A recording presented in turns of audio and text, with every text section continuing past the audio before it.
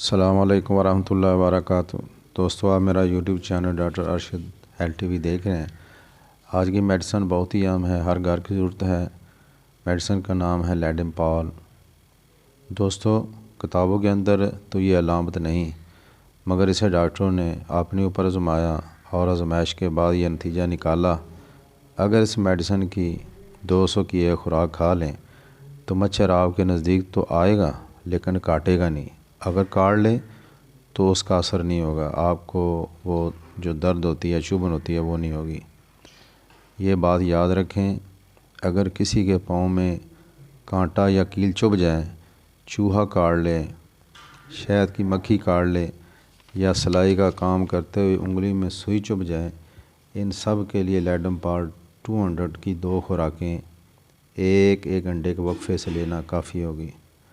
یاد رکھیں، ایسا گنٹھیا جس میں درد نیچے سے اوپر جائے، تلوے درد کریں، ٹخنے درد کریں، تو لیڈم میڈیسن آپ استعمال کریں۔ صبح دوپہر شام 30 طاقت میں 2 قطرے۔ یاد رکھیں، آنکھ میں چوٹ لگنے کی وجہ سے سیاہی آ جائے، یعنی سیاہ جگہ ہو جائے، تو لیڈم 200 اکثیر میڈیسن ہے۔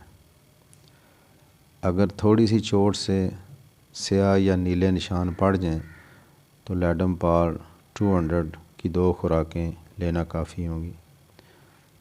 اگر بھیگنے کی وجہ سے سر میں کوئی تکلیف پیدا ہو جائے تو لیڈم کی طرف دھیان دینا چاہیے۔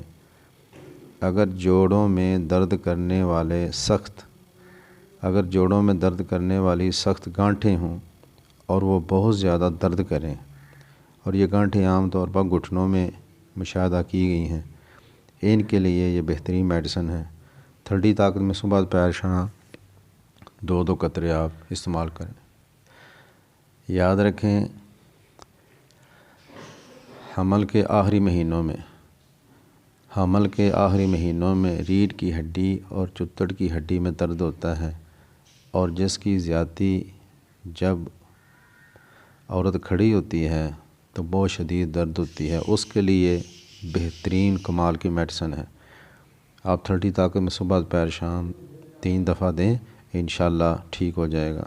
یاد رکھیں، لیڈم کے درد بستر کی گرمی سے بڑھ جاتے ہیں اور درد یکایک جگہ بھی بدل لیتے ہیں، اور جو اس کے موفع حصے ہوتے ہیں، جن حصوں میں درد ہوتا ہے، وہ حصے دوسروں سے کمزور ہونا شروع ہو جاتے ہیں۔